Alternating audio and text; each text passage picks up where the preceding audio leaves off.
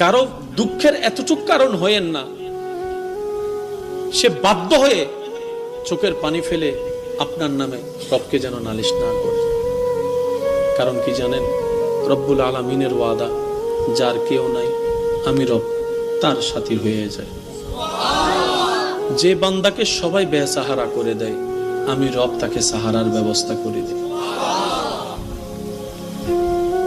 কারো চোখের পানি সিজদায় গিয়ে যদি আপনার নামে রবের কাছে নালিশ করা হয়, কল্পনা করতে পারবো না আমরা কি ভয়ানক পরিবেশ পরিস্থিতি সামনে আসবে।